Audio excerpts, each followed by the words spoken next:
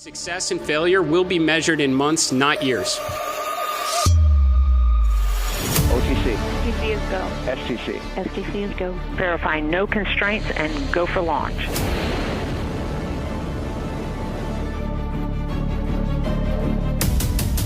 We will explore the frontiers of space and push the boundaries of what's possible. Safety consoles go. LPs go. RTDs go. This is what it takes if we're going to get the job done.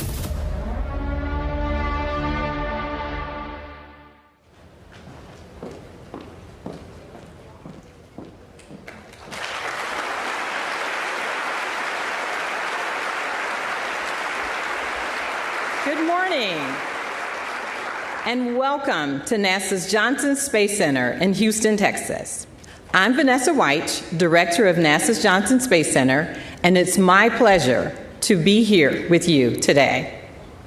We're about to unveil the agency's Artemis III mission and introduce you to the extraordinary crew who will lead humanity's next steps toward the moon.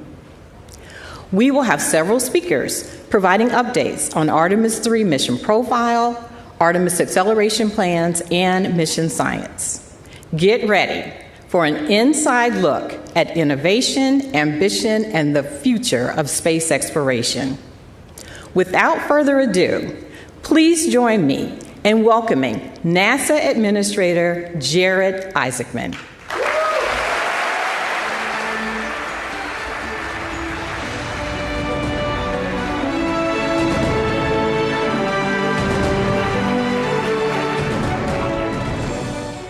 Thank you, Vanessa. I am so grateful to be here with all of you as we discuss the Artemis program and announce the 4 astronauts who will undertake this very exciting mission. I want to take a moment to acknowledge the leadership of President Donald Trump, the incredible bipartisan support from Congress, our international partners, including the European Space Agency Director, General Josef Aschbacher, Italian Consul General Mauro Lorenzi, and the talent across all NASA centers and the most technologically advanced aerospace industry in the world.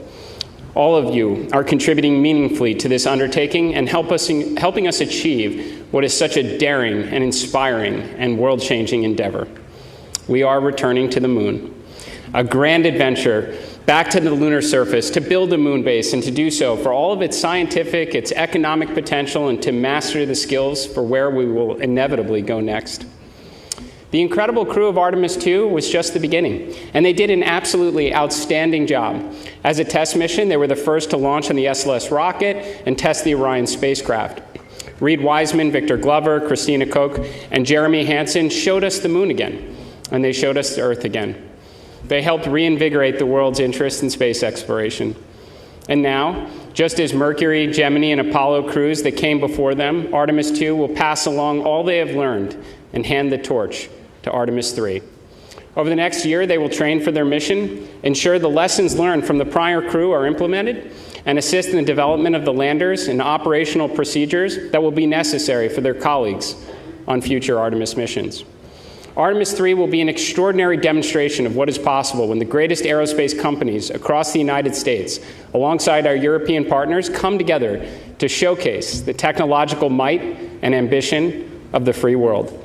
When their training and development are complete, these 4 astronauts will strap into their spacecraft. You will witness the contributions of Boeing, United Launch Alliance, Lockheed Martin, Northrop Grumman, L3 Harris, and Airbus, and many others come together as the SLS rocket ignites the Artemis III crew and sends them into low Earth orbit. Additional powerful rockets will launch to place the Blue Origin and SpaceX Starship landers into orbit. Throughout the duration of the Artemis III mission, these astronauts will continue to test the Orion spacecraft. They will rendezvous and dock with the Blue Origin lander, and then again with the SpaceX lander. Think about how many spacecraft, all of which will eventually carry human beings, will be in orbit at the same time. From Dragon, Shenzhou, Soyuz, possibly Starliner, Starship, and Blue Origin landers. This seems like the beginning of the future that we imagined as children. This seems like the very beginning of Earth's first Starfleet to me. Will we use Artemis III to get into the rhythm of multi-launch campaigns, test the interoperability across several systems while close to home, learn and improve, and inform the changes necessary when the torch will be passed once again? Now, preparations for Artemis III are already underway. The NASA team, our contractors, and our partners will start stacking SLS this summer with the aim of beginning early wet dress testing before the end of the year. The interested public will be able to follow along through all the key NASA milestones, along with Blue Origin and SpaceX as they launch uncrewed tests of their reusable rockets, gather data, implement improvements, and converge upon the Artemis III readiness no earlier than this time next year. In parallel, we will not slow down. The expectation of your NASA should be that we can pursue and achieve many extraordinary objectives at once. In a matter of weeks, we will host another moon-based event. To set expectations, we plan to issue awards and provide updates routinely. In the not-too-distant future, we will be tuning in on the Moon-based website, watching landers and rovers and moonfall hopper drones and other tech demonstrations and science payloads landing on a near-monthly basis as we practice the science of survival on the lunar surface. Alongside industry and our Artemis Accords partners, we will experiment with power, navigation, surface mobility, communications, and other critical systems as we learn what does and does not work in the extreme environment of the lunar South Pole. Now, coming up later this summer, America's next great exploration asset, the Nancy Grace Roman Space Telescope, will launch and venture out nearly 1 million miles into space with the aim of further unlocking the secrets of the universe. And there are further big science missions like Near-Earth Object Surveyor, Rosalind Franklin, and Dragonfly coming up on deck. Now, to realize the spacefaring future, we will work tirelessly to ignite an orbital and someday, perhaps even a lunar economy, working alongside industry to usher in the first commercial space stations. In the months ahead, we will invest in high-temperature materials, power conversion, radiators, advanced space structures, and assemble the first fission-powered interplanetary spacecraft. Before the end of 2028, we will launch the first mission of what should be many more to follow as SR-1 Freedom finally gets America underway on nuclear power in space and delivers the Skyfall payload to Mars. The X-59 team is already past the sound barrier, and we are well on our way to rebuilding the X-plane portfolio with greater investment in faster and higher capabilities as we aim to blur the line between in and out of atmospheric flight. As I've said many times, your NASA team will not sit on the sidelines and wait for all these exciting initiatives to be realized. We are embedding SMEs across the supply chain, doing the kind of engineering and building necessary to deliver the outcomes only NASA is capable of achieving. We can do this all while the Artemis III crew prepare for and undertake their important mission, while the rest of the astronaut corps plan for their missions ahead, including the vital work on the International Space Station. The NASA astronauts, alongside our international partners and tens of thousands of the best and brightest across the agency and industry, are ushering in the golden age of discovery. They are carrying forward the hopes and dreams of the next generation, just as the Apollo astronauts did for so many of us. When Gene Cernan left the lunar surface on Apollo 17, he said, "We leave as we came, and God willing, we shall return with peace and hope for all mankind." Now, it's taken a little bit longer than he may have imagined, but we are returning, and we do so with the experience of Apollo, the lessons of Artemis II, the crew now of Artemis III, and the promise of what lies ahead, and our collective effort to build out humanity's first outpost on another world. So to the Artemis III crew, we wish you Godspeed on the journey ahead. You carry the fire of exploration from generations past, the confidence of this agency, and the support of this nation, and the dreams of millions who will be cheering you on, knowing that what others believe to be impossible happens to be what we do best here at NASA. So ladies and gentlemen, welcome to the Artemis generation. And now I'll turn it over to Jeremy Parsons for an Artemis III update.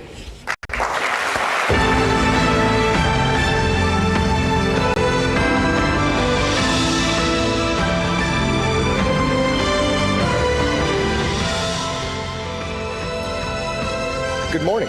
It's great to be here with you and to be part of the excitement as we progress forward towards Artemis III and our future missions to the lunar surface. Since adding the Artemis III test flight before our first crewed moon landing, our team is focused on developing the mission to test about as much as we can how we operate with our commercial partners across systems, teams, software, and hardware in the entirely difficult environment of space. We want to do this in Earth's orbit before we return to the moon and establish an enduring presence there. We demonstrated to the world during Artemis II that we can fly our astronauts around the moon and bring them home safely. The mission gave us insight into performance across all of our systems, how our teams operate together with crew in the deep space environment, thousands of miles from home. That is why we do test flights. We learned. We found things we needed to improve, and our teams are already hard at work solving those issues to make Orion even more capable. Across the Artemis II campaign, one of the biggest things we demonstrated is that testing like we fly puts us in the best position for success. Artemis III is an opportunity to take those lessons and apply them. It enables us to test in space how we will fly on future missions. As the first crewed Artemis mission with commercial spacecraft, this test flight will enable us to prove we can carry out highly choreographed operations with our partners across hardware, interfaces, software, propulsion systems, and life support elements, with crew in the high-stakes space environment. Are we able to launch in sequence with our partners across multiple launch pads and meet up at precise points in space? How do our spacecraft designed and built across NASA and different partners operate together in an integrated way in an unforgiving environment? We will learn how to fly these new spacecraft with new software, new life support systems. Every aspect of Artemis III will give us insight into how to refine our plans for Artemis IV and beyond and buy down risk. The mission, together with the uncrewed lander demonstrations to the moon, is specifically designed and targeted to the most significant risk for a lunar landing. We have many partners involved in making Artemis III successful, and while we recognize there are questions about how Blue Origin's recent anomaly impacts our plans, setbacks are a learning opportunity. We are confident that New Glenn will be ready for Artemis III, together with Blue Origin, but NASA is stepping in and bringing all of our expertise and capabilities to bear. We are working hand in hand with them to meet our commitments to return our nation to the moon. Let me assure you, NASA is taking an active role with all of our partners, contractors, and vendors to help solve the problems that are here today and ensure the right outcomes are achieved. These companies have unparalleled access not only to our agency experts, but also to our test facilities, launch support, technology development at all of the NASA centers across the country. Fundamentally, our approach to Artemis III will remain the same. We will use this mission to reduce risk for our future crewed moon missions with lander test articles from both Blue Origin and SpaceX to ensure we will beat China back to the moon. So we've talked about accelerating the Artemis cadence, and so I wanted to share with you a little about how the pieces of Artemis III are coming together. Our partners are making great progress in lander development. SpaceX's recent flight of its version 3 Starship demonstrated key aspects of their architecture and lander designs, and they are already applying those lessons to their next flight test. Blue Origin's Mark I lander recently completed vacuum testing here at Johnson Space Center. We have a training cabin that's been set up. Astronauts are actively working through that training. The Orion Crew Module and its European-built service module are on track to be integrated together this summer, including the new docking system, which will fly for the first time on Artemis III. Our improved heat shield has been fully inspected and is ready to be installed. We are going to bring updated communication technologies to our missions, including adding optical communication to the spacecraft to improve our data exchange between Orion and the ground. We expect that to enhance what the public can see during the mission. SLS core stage processing is well underway inside the Vehicle Assembly Building at Kennedy Space Center. It arrived there in April, and teams have already mated the 2 segments of the core stage and will install the 4 RS-25 engines later this summer. Design and fabrication of a spacer that will replace the upper stage on Artemis III, because we're flying in low Earth orbit, is already in fabrication at NASA's Marshall Space Flight Center in Alabama. And for the ground systems, when we talk about acceleration, one of the best examples I've seen is that just 17 days after the launch of Artemis II, the mobile launcher was back in the Vehicle Assembly Building, well underway with refurbishment and preparations for stacking. Our teams are getting ready too. The launch team at Kennedy Space Center began conducting launch countdown simulations in May, which include practicing procedures to load propellant into SLS, as well as for launch countdown. At Johnson, mission segments are being simulated and crew training is well underway. Our spacesuit provider, Axiom Space, is making great progress as well. We have suit testing ongoing regularly at the Neutral Buoyancy Lab down the road here in Houston. Pressure garments worn under the suit are fully assembled and undergoing testing, and the components of the suit's primary life support system are in hand and being integrated. We are going to fly the spacesuit aboard the International Space Station to check it out in 2027, and we will perform hardware interface checkouts on at least 1 lander in a spacesuit during Artemis III. Again, this is an area where NASA is taking an active hand. We want to accelerate these deliveries, this hardware, and we're embedding NASA engineers across the board with Axiom and with partners in order to yank schedules to the left. All of this culminates in a mission where for Artemis III, the hardware is real, and we are going to begin stacking SLS rocket hardware this summer. This fall, we plan to roll out a shortened SLS stack with Orion on top. We want to test improved cryogenic seals and put our launch team through their paces, keep the training proficiency up. With an increased mission cadence, we're bringing everything we can to ramp up production and drive supply chain improvements across the key components of Artemis and across the United States. We are also moving aggressively to implement modifications to Orion that enable a broader range of lunar missions after Artemis III. This includes looking how Orion can rendezvous in Earth orbit with Starship and use that ship to push Orion to a lunar orbit. So I shared where the hardware is, but let me talk a little bit more about what we expect Artemis III to look like. Artemis III is an incredibly exciting, complicated, and highly coordinated multi-launch campaign. It's going to happen in a short period of time with 3 of the world's most powerful rockets. It will begin with the launch of Blue Origin's lander test article, which can loiter up into space for up to 90 days. This gives us flexibility to launch our crew of 4 and Orion on the powerful Space Launch System launched from Kennedy Space Center in Florida. The crew will fly their journey in low Earth orbit on a circular trajectory around Earth. Orion and the Blue Origin lander design will rendezvous in space, spending about 2 days in docked operations, conducting test technology demonstrations, including inside of Blue Origin spacecraft. More importantly, we intend to dock, perform integrated stack control, have crew cross the hatch, operate the lander, and get critical test of the life support systems that can only be done in space. This gives our teams key information on systems the lunar lander crew will depend on in an environment close to home versus 4+ days away around the moon. After docked operations, Orion will detach and await Starship. SpaceX's Starship lander test article will launch and meet up with Orion and our crew. Orion and Starship will dock, be connected together for about a day before the crew transitions to preparations for returning home, splashing down in the Pacific Ocean to a waiting recovery team made up of the US Navy and NASA. In total, we expect the mission to last around 2 weeks. This mission is deliberately designed to take calculated risks so that future crews will be safer and ultimately successful when we put boots on the lunar surface. The complexity of our integrated operations across multiple launches, spacecraft, rendezvous, docking is greater in many ways than Artemis II. NASA, together with our partners, thrives in these challenging situations. Each of us are coming together for success. Human spaceflight is not for those who want to chart an easy course, but every decision we make about Artemis III will be informed about how it can help us ensure our mission success for the lunar surface.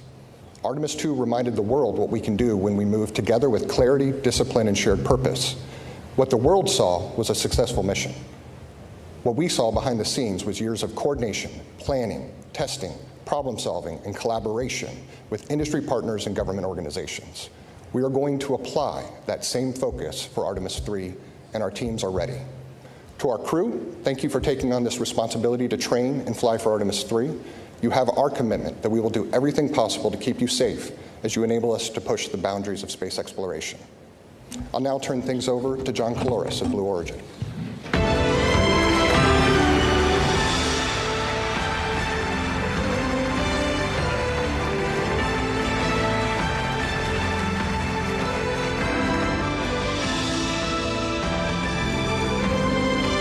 Thank you. As you know, we had a significant anomaly at our Launch Complex 36A on May 28th. The response from NASA, our partners, and customers has been extraordinary. We're making excellent progress on the investigation and pad cleanup. We'll begin rebuilding once cleanup is complete, while continuing construction at Launch Complex 36B. Blue Origin's lunar engineering and production teams are continuing the pace for production of Mark I landers for Moonbase and for Artemis vehicles, with multiple serial numbers in build. Mark I serial number 1 testing will conclude soon and will be ready for launch this year. The mission will demonstrate key components of our Artemis landers, such as our BE-7 engine. Artemis III is a major step that fills important objectives prior to our uncrewed landing on the moon in 2028, followed by our landing of astronauts that same year. On this mission, NASA and Blue Origin will demonstrate rendezvous, docking, hatch operations, ingress, and life support systems in low Earth orbit. This will allow the crew to gain familiarity with our lunar crew module and even practice operations such as suit donning in zero gravity. Manufacturing is well underway on the Artemis III Mark II lunar crew module, our storable reaction control system, our docking systems, and our environmental control and life support system. Our factories are running around-the-clock shifts in a responsible manner. Our vertical integration capabilities continue to produce hardware that feeds the production floor. We work very closely with NASA on engineering and testing support, with more to come. We expect to complete the vehicle for Artemis III and be ready for launch in 2027. Blue Origin is very motivated to be part of the journey of returning humans to the moon. We've redoubled our efforts and are moving forward. I'm thrilled that we're just moments away from announcing NASA's Artemis III crew. I'd like to also say that the moon is the 8th continent, and we will measure ourselves not only by our successes, but how we respond to setbacks. With that, I'd like to introduce my friend, Jessica Jensen from SpaceX.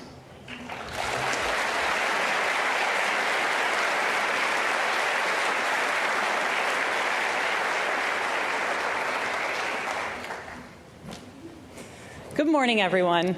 I'm Jessica Jensen, and on behalf of SpaceX, I want to first say early congratulations to the astronauts who will get to fly on this awesome mission next year. And thank you for the critical role you're about to play in pushing humanity forward. I also want to say that SpaceX is incredibly honored, as always, to continue to be a part of NASA's most critical missions as we all work together to establish a permanent human presence on the moon. I'm here today to give an update on Starship's development towards Artemis III and Artemis IV. We've made substantial progress towards developing Starship and preparing for the NASA HLS missions. We just flew our 12th flight test and successfully debuted version 3, or V3, of the Starship and Super Heavy booster, along with the new Raptor 3 engines and a new launch pad, all of which were developed through years of ground and flight testing. We are currently building several ships and boosters in parallel at Starbase, and we are actively building out 3 more Starship launch pads in Florida and Texas. We believe this, combined with full reusability, is going to lead to unprecedented launch rates and achieving aircraft-like operations, which has always been our goal.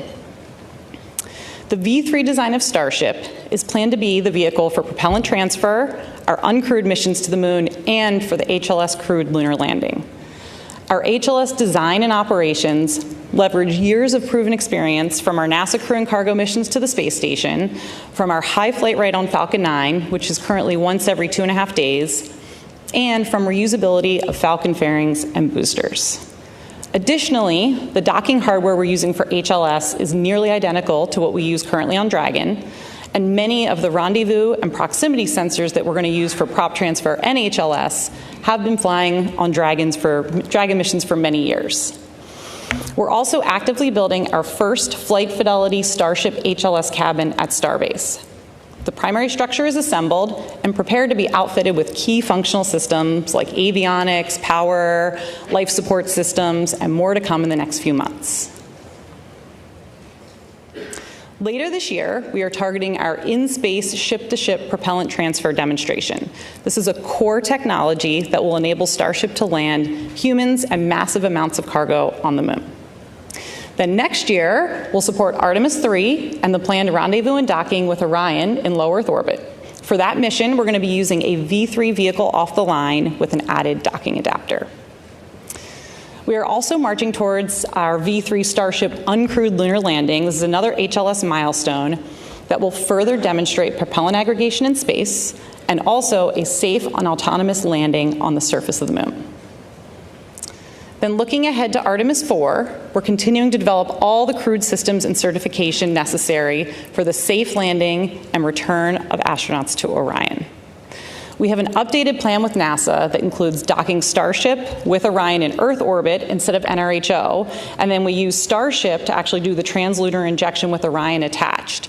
Then it will send them both to low lunar orbit before the landing.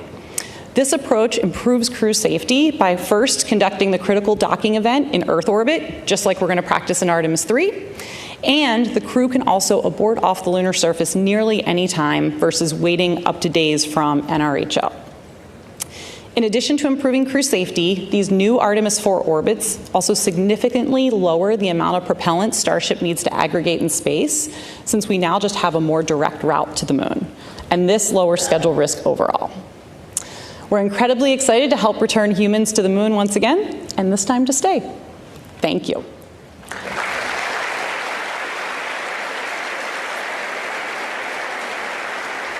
And now I will turn it over to Dr. Nikki Fox, head of NASA Science, and she is going to talk about Artemis III science.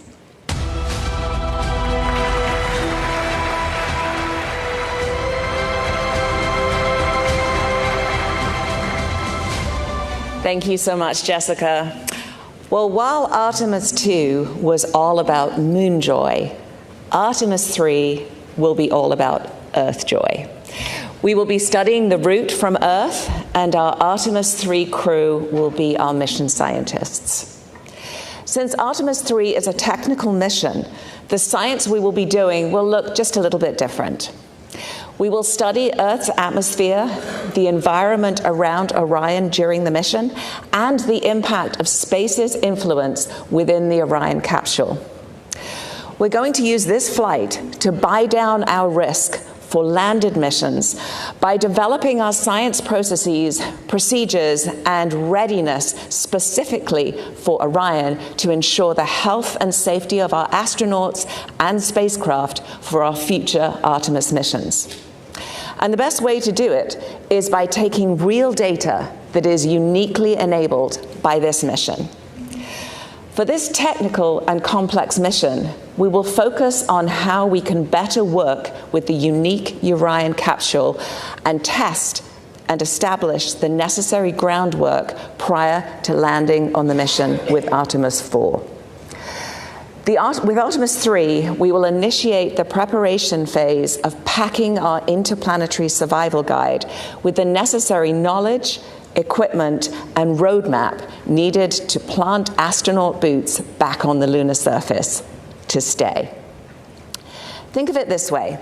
If you're going on a road trip, you need to know before you go, ahead of time, and prepare with a game plan, not just for your destination, but for driving through all of the states in between.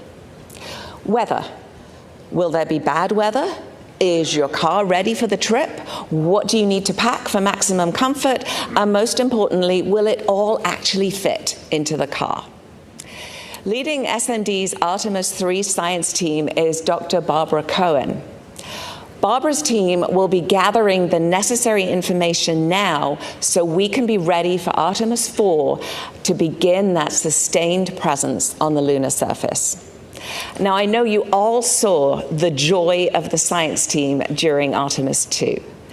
During Artemis III, we are continuing that great work to build up our scientist corps who will support future Artemis missions. By nailing down our processes now, we will be ready to hit the lunar surface running, saving time and space on Orion, and above all, squeezing out every drop of the critical science opportunities we have before us to make future missions a success. They will be collecting unique science that cannot be done elsewhere. Now, one way we'll be doing this is we'll be doing an observation campaign of the dynamic phenomena on the Earth, on our sun, and around the environment in space from Orion by using the processes that we developed for Artemis II. Having the Artemis III crew observe the Earth will be another great exercise for our teams to help guide the observations in a similar way on the Moon. These methods were adapted from the crew Earth observations proven already aboard the International Space Station. We will be focused particularly on understanding our Earth's atmosphere and the space environment in and around Orion through their observations. By observing Earth's atmosphere and how space weather impacts it, we can better understand how to protect the critical space-based technology there and all of that we rely on, as well as our future astronaut crews traveling through that region. To better predict how the sun will impact our atmosphere and also Orion, we have to not only look at our closest star, but we also have to look back at the Earth's atmosphere itself. although the astronauts are not leaving the protective jacket of Earth's magnetosphere during this mission, future Artemis crews traveling to and exploring on the Moon and Mars will operate well outside Earth's magnetosphere and will be exposed to the harshest elements of deep space, including radiation. Now, this makes space weather research all the more vital as we move forward on the Artemis program, and our NASA space weather stations situated in strategic locations across our solar system are absolutely ready. When the sun triggers space weather events, the conditions in Earth's atmosphere can increase drag on the spacecraft. Now, this friction-like force pushes back against the vehicle, gradually draining its orbital energy and causing it to lose altitude over time, a process that we call orbital decay. This drag is highly sensitive to solar activity. So by analyzing atmospheric behavior, we can gain insight into different conditions by looking at how the atmosphere slows Orion down at different points in its flight. Understanding the environment outside Orion will also inform us of what future science instruments we could put on the outside of that vehicle. We're also using our ground-based assets across the world to look at Orion in low Earth orbit. And this is an opportunity that was not possible during the Artemis II mission due to the very quick time they spent in LEO. We are also characterizing the Orion capsule itself. We are going to initiate processes for Artemis contamination control and contamination knowledge by bringing samples out of Orion back to curation so we can identify and evaluate the environment within for our astronaut crew and for our future lunar samples. This will help us remove any background noise that may return with our lunar samples so we can subtract it out of the characterization of the samples and really get to the core of what they are. We will be doing all of this while also studying how our crew safely live and operate in space and within the Orion capsule, thereby ensuring future mission success. Now, we're still at the beginning with our planning for science, so stay tuned as there will be more exciting science yet to ride along with Artemis III. I am extremely excited for NASA to build upon the success of Artemis II and then Artemis III and to explore more of the moon, to build that sustained presence and to build our moon base to prepare for the next giant leap, human exploration of Mars. All while we lead the world doing paradigm-shifting science. At NASA, science enables exploration, and exploration enables science. And NASA Science is honored to take our part in the Artemis generation. And with that, I am delighted to hand it back to Administrator Isaacman.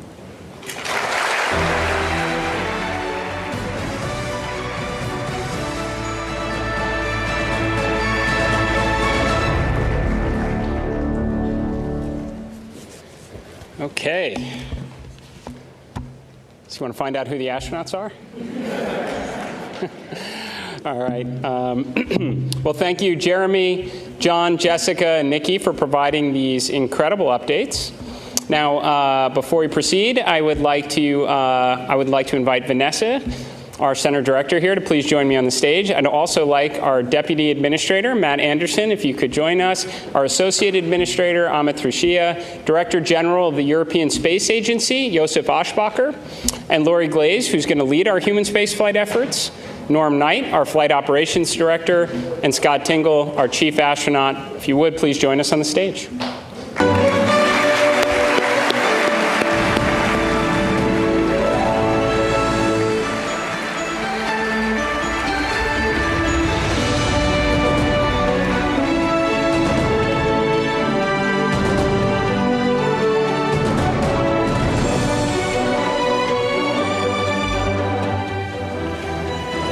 Now, alongside the prime crew, we have a backup crew member who will train shoulder to shoulder with them to ensure mission readiness and continuity. Test pilot, Air Force Colonel, and former SpaceX Crew 4 pilot stands ready to join the team if necessary, Artemis III backup crew member, Bob Hines.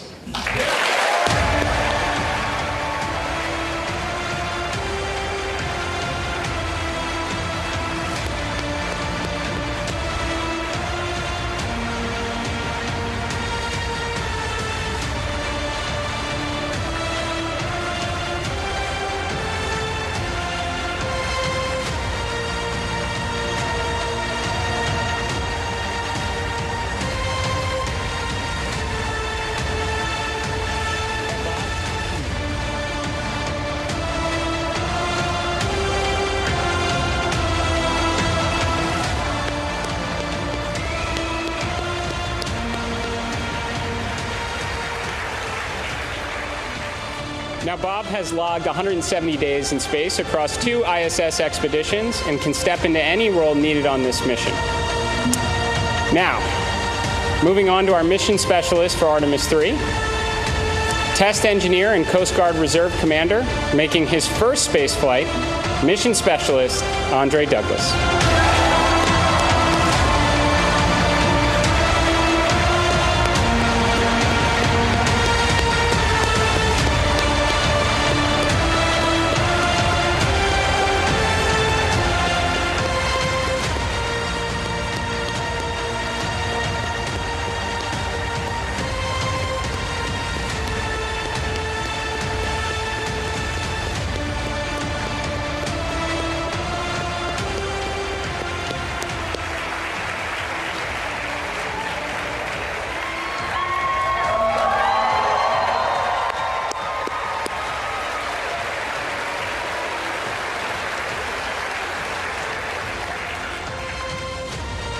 We have Army Black Hawk helicopter pilot, family medicine physician, and record-setting astronaut, mission specialist, Colonel Frank Rubio.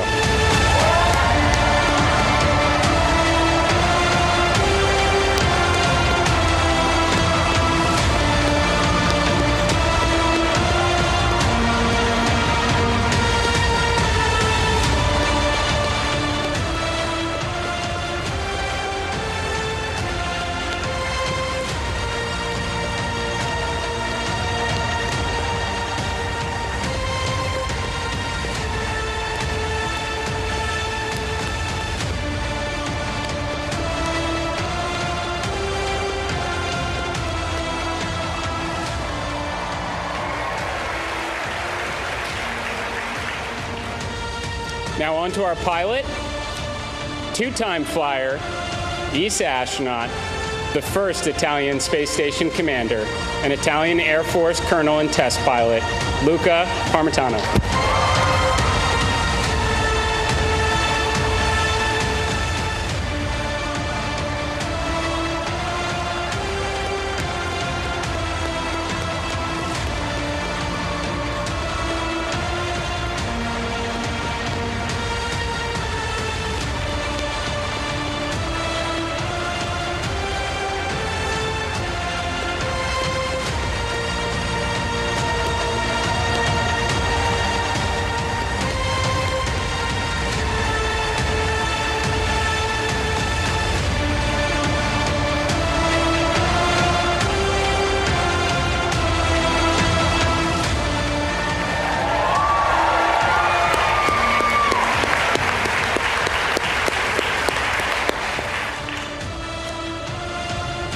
Now to our commander, 2-time astronaut, former space station commander, Marine Corps colonel, and test pilot with more than 7,000 flight hours, Artemis III commander, Randy Bresnik.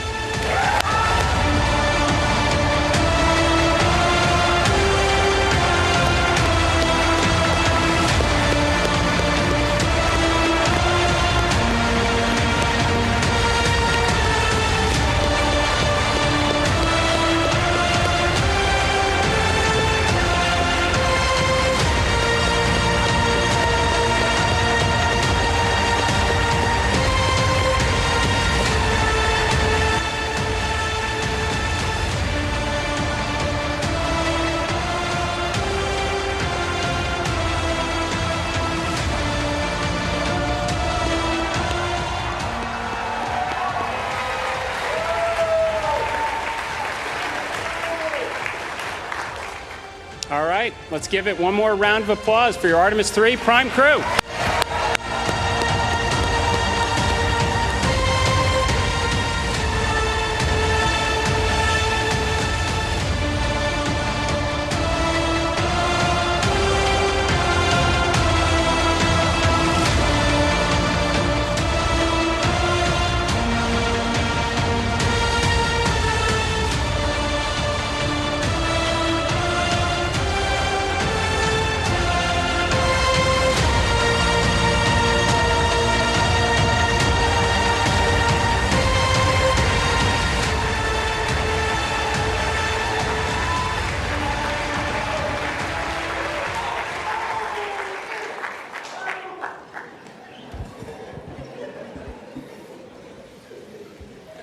Randy, Luca, Frank, and Andre, I am excited to welcome you as the next crew in the Artemis journey to successfully return to the moon, this time to stay. This mission will be one of the most complex that NASA has undertaken, and we are counting on your courage and your dedication in fulfilling this critical role. It also underscores the importance of both international and commercial collaboration. This crew is comprised of astronauts from NASA and ESA, and they will train together to develop their expertise in multiple spacecraft from our commercial partners. All of this while working hand in hand with the flight control team that works tirelessly to manage risk, ensure crew safety, and of course, mission success. This multifaceted integration demonstrates that we will go farther faster when we go together. As the Director of Flight Operations, I have the opportunity to get to know every astronaut as well as many of the team members that support our missions and other critical integral roles. These integrated teams are the backbone of the mission, working as a single entity to accomplish the mission objectives while aligning to crew and vehicle safety. I would also like to thank the families of our astronauts and those of our team members who provide the support that allow us to accomplish these ambitious goals for our country and humanity. To simply say, I am encouraged, I'm inspired, and I'm filled with hope when I think of this mission and the teams associated with it. To the Artemis III crew, each of you possess a unique background, and your vast experience and unwavering dedication to NASA's mission enables you to help make us and take this next great step in space exploration. I am proud to work alongside you as we make our mark on history. This mission begins now, and it will conclude with your safe return to Houston, where you will be reunited with your families. Now, I'm honored to turn it over to Mission Specialist Andre Douglas.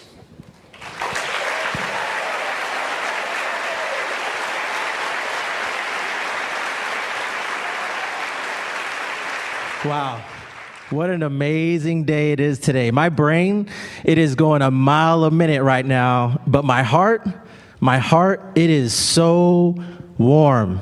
It is so full. And I can't thank everybody who's been along with my journey, but I got a few tonight I got to give a shout out to. So Mom, thank you so much for believing in me, this whole time. All these years, you prayed for me, you thought about me, and I always appreciate that. And Dad, that work ethic that you showed, I was trying to emulate you.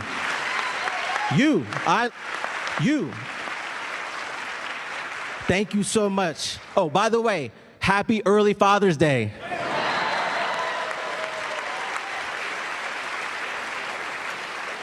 And to Rachel, my lovely wife, thank you, babe. The support you've given is unwavering. It has been a lot. What a journey. I'm so glad you're on this journey with us. It's just amazing. You're amazing. Couldn't have done it without you. I love you so much.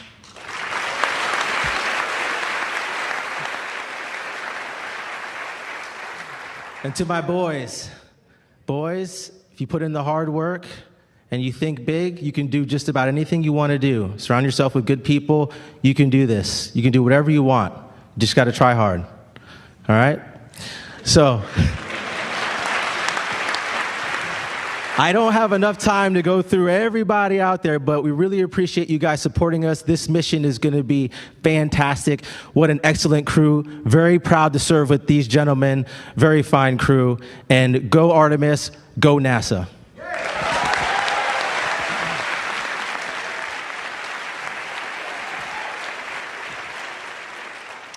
Thanks, Trey. Well said. And wow is the right word. What an incredible blessing and an honor it is to be standing here representing all of you. And I'd just like to take a quick second to say thank you, first and foremost to my wife and our 4 amazing kids. Thank you for your sense of adventure and your resiliency. You guys have made all of this possible. To our...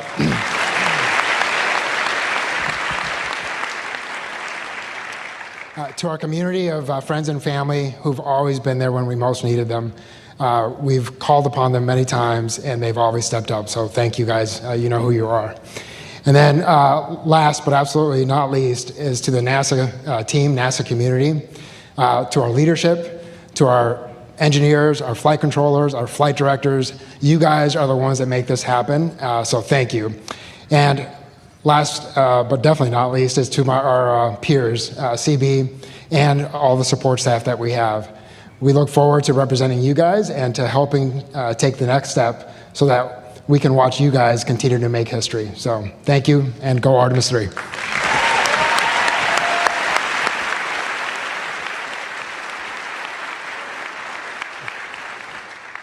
I apologize in advance if I get emotional. I'm honored by the role that I've been given. I'm also very humbled by the task in front of us. But first and foremost, I'm grateful.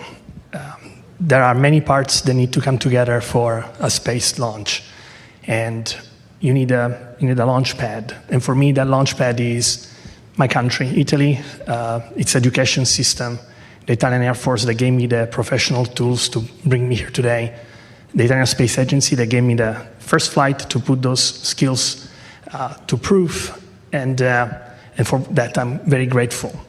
The European Space Agency is like a launch tower, connecting these two worlds, building bridges. Its very nature is to build relationships and building bridges, connections, and to elevate individuals to achieve their full potential. The rocket, figuratively and literally, is NASA. I'm grateful that NASA has allowed me to be part of this incredible group of people, of this crew, and for letting me fly.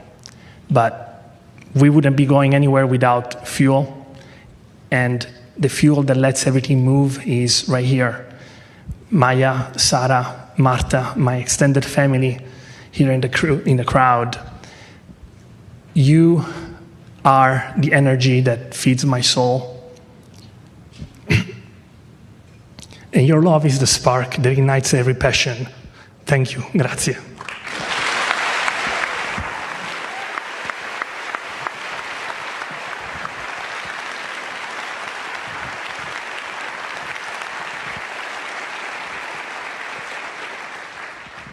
I'll echo the amazing words of my colleagues. Wow. It is an honor and a blessing to be a part of such a stellar crew. I must also say thanks to our spouses and our families. Without their support and sacrifice, we would not be standing up here before you right now. To my wife, Rebecca, you're the love of my life, my rock, thank you. And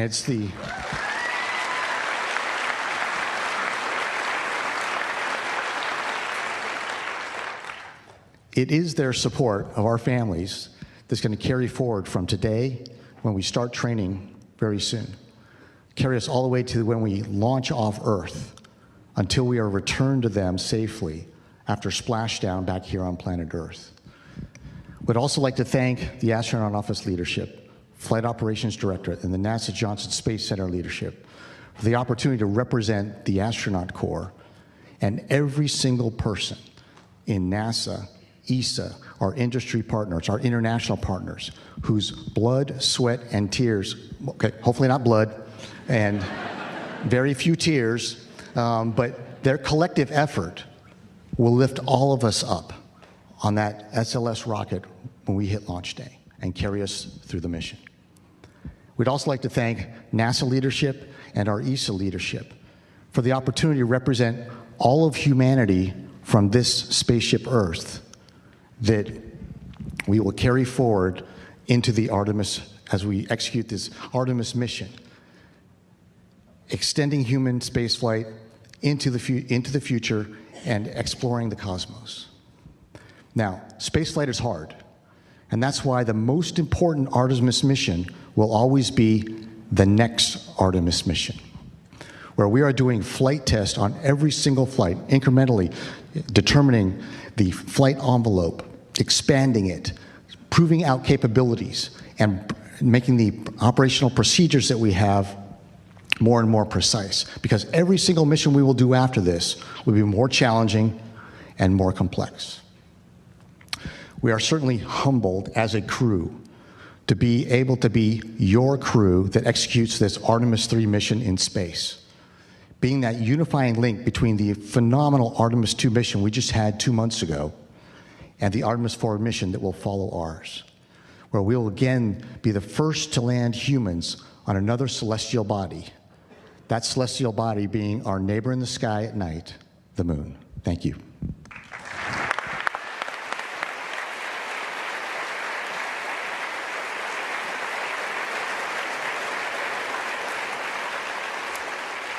In the words of the crew, wow. That was truly special. Thank you, Artemis III crew. Hearing from each of you has inspired everyone supporting this mission across the globe. We're all in. This mission is going to captivate the world and bring us Earth joy. Let's look ahead at what's in store for Artemis III.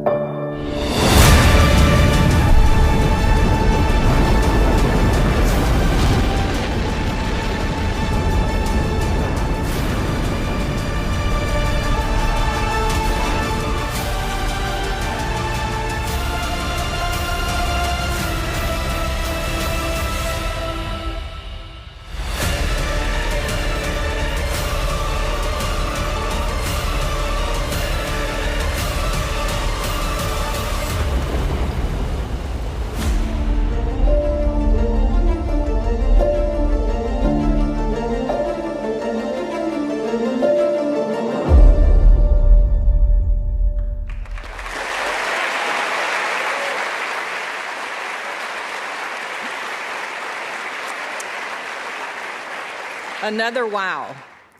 Artemis brings us together, uniting partners from around the world in pursuit of a common goal. With that spirit of global collaboration, I would now like to invite ESA Director General Josef Aschbacher back on stage for a few remarks.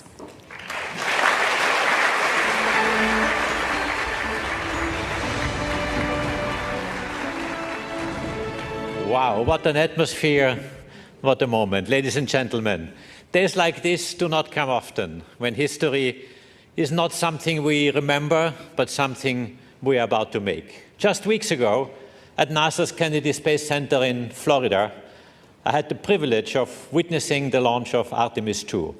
It was an unforgettable moment. Artemis III will be a different mission, but no less remarkable. Before anyone sets foot on the moon, someone has to make that possible. That responsibility now rests first and foremost with NASA, but also with the crew we are honoring today. The crew will test what has never been tested at this level. You will take a system of extraordinary complexity and make it work as one. In many ways, you are unlocking the lunar landing itself. And for us at ESA, there is real pride in knowing that alongside the NASA commander, a European astronaut will also be at the controls of this mission. ESA and NASA do more than cooperate. We build dreams and spacecraft together. The European Service Module carries Orion forward into orbit to the moon. Shared ambition made tangible in hardware. And on Artemis III, our partnership is in the capsule as well. It's Luca, a test pilot by training with 2 missions to space, a commander of the International Space Station. He has seen spaceflight from every angle that matters. Colonel in the Italian Air Force, combat ready, qualified, highly decorated, a proud father of 2 daughters. And he has been tested. During a spacewalk early in his career, his helmet began to fill with water, a dangerous situation by any standard. He handled it with calm and clarity and brought himself back safely. That tells you more about an astronaut than any CV ever could. Luca is precise, composed, and determined. Yes, I'm sure he brings a touch of Italian ease to the cockpit. He is exactly the right person for this role, and he is ready. At ESA, we are ready as well. Our 23 member states are aligning to step up in exploration, because when you choose to be part of something as ambitious as Artemis, you contribute. That is what we do, what we will continue to do. But today is not about programs. It is about people, those who once went to the moon and those now preparing to return. To Jared, to NASA, to the United States of America, thank you for your leadership and thank you for your partnership.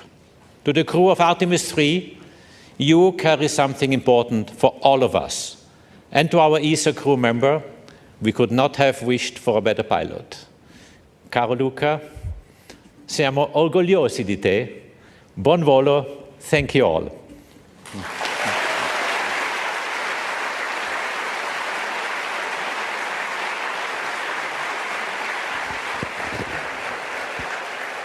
Thank you, ESA Director General Aschbacher.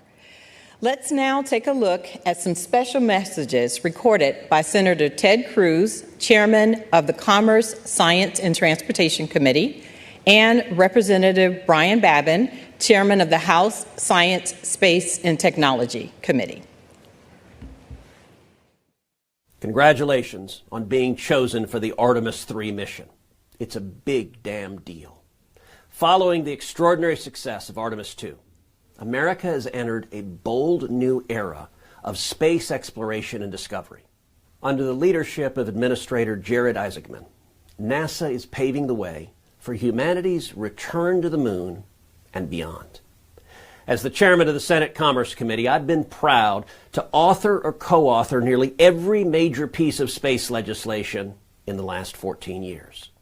I've led the fight to advance the NASA Authorization Act and secured landmark investments in the Working Families Tax Cut Act to ensure the future of Artemis is bright, robust, and enduring. Now this crew, each of you, will turn those investments into reality. At a time of growing competition with China in space, this mission will strengthen America's leadership, expand our economy, and help secure a lasting American lunar presence. When America commits to a mission, we lead and we succeed. You will make our nation proud. Thank you for your commitment to this great nation's space program, and may God continue to bless the United States of America. Hi, everybody. Congressman Brian Babin. Congratulations to the Artemis III crew. Following the successful mission of Artemis II, your selection marks another historic milestone in America's return to deep space. Each Artemis mission builds upon the last one, and the mission ahead is a critical next step as we prepare to return humans to the lunar surface and lay the foundation for a sustained presence on the moon alongside our international partners. You're carrying forward a very proud tradition of exploration that stretches from Mercury on to Apollo and now to Artemis. Through your dedication, courage, and service, you will help open a new chapter in humanity's journey beyond Earth. As you begin preparing for this mission, please know that you have the support of the American people. We will be praying for your training, for your families, and for your success in the months ahead. I am deeply honored to play a small part in supporting America's space program. I'm very proud of each of you for answering the call to explore. May your mission inspire future generations to dream boldly, to dare greatly and to carry the spirit of discovery farther than ever before. God bless you. Thank you.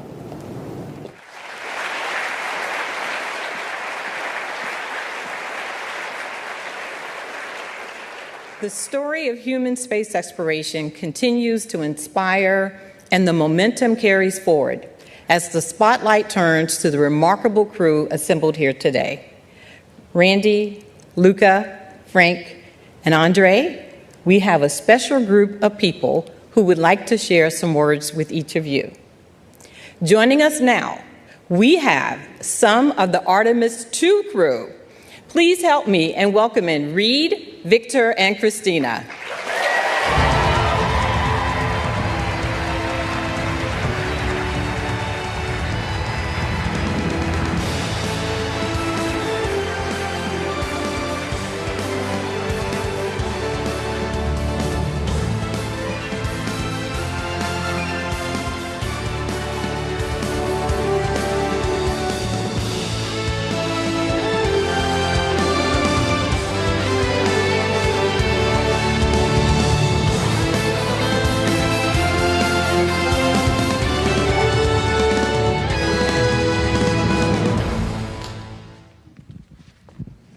Comrade Randy, Luca, Frank, our backup, Andre, Douglas. So good to see your family out there. So good to see all the families. On behalf of myself, Christina, Victor, and we all know Jeremy wishes he was going to be here today, that he could be here. We just want to say how completely fired up we are for you. I hope you saw us down there cheering, screaming as loud as we could. And Randy, in your comments, I really loved when you said that you all are the link from to the surface. And that really resonated with me.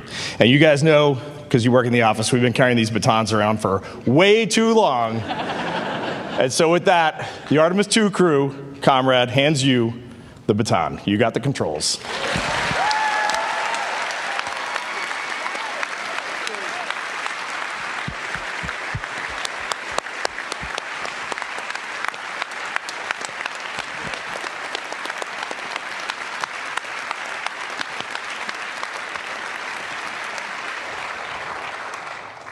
I know all of us are very touched by the thoughtful symbolism of the passing of the baton.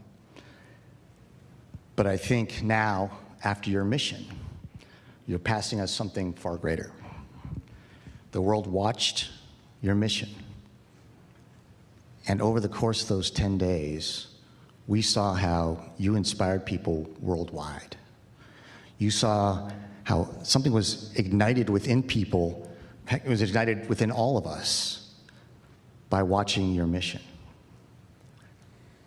While this may look like just a baton, right now it's in my hand, it feels like this big flaming, Olympic torch that you, Reed, Christina, Victor, and Jeremy lit. And the world was entranced by its flame for the 10 days of the mission.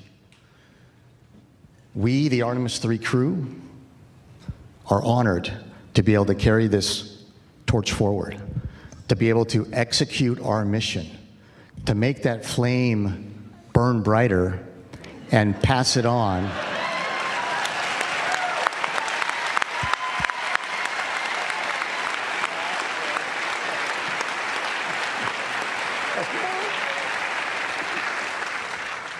And be able to pass that flame on to the next crew that's out here. And so it is our distinct honor and privilege, and echoing the immortal words of Apollo 11's Michael Collins, to be carrying the fire through the next Artemis mission. Thank you.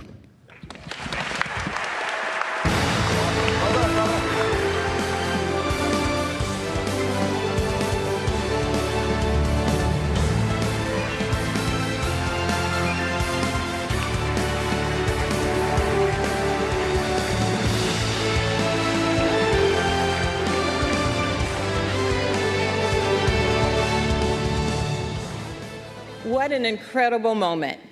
As we wrap up today's announcement, I'd like to thank our amazing speakers and our esteemed guests, and most of all, our Artemis III crew, Randy, Luca, Frank, and Andre.